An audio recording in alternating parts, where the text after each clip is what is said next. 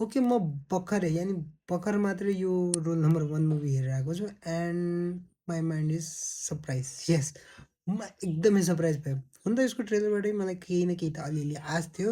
र यदि तपाईँ यो भिडियो हेर्दै हुनुहुन्छ भने अहिले नै तपाईँको टिकट बुक गरिहाल्नुहोस्। तपाईँ कहाँ हुनुहुन्छ, कता हुनुहुन्छ? यदि तपाईँ पोखरा या काठमाडौँको वरिपरि हुनुहुन्छ भने अहिले नै बुक गर्नुहोस्। आज शनिबारको दिन पनि रहेको छ र यो मुभी हेरेर आइहाल्नुहोस्।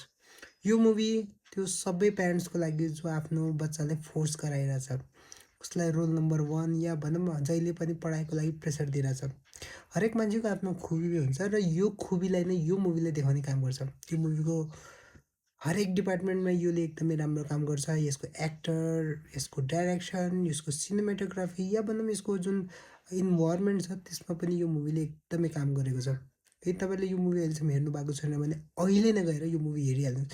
किनकि आई वान्ट कि यस्तो मुभीहरू अझै आओस्। यो मुभीले हाम्रो समाजको आइना देखाउँछ।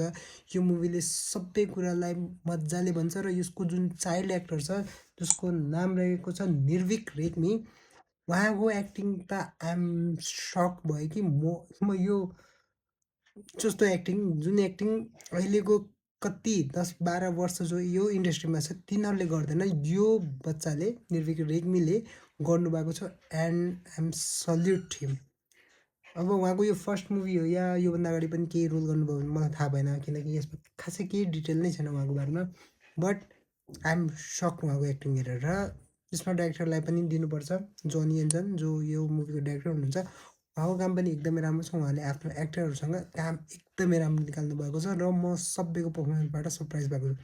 यदि अब पनि हेर्नु भएको छ भने अवश्य एकचोटि यो चेकआउट गर्नुहोस्। Movie is mind blowing. Just check out, go and check out.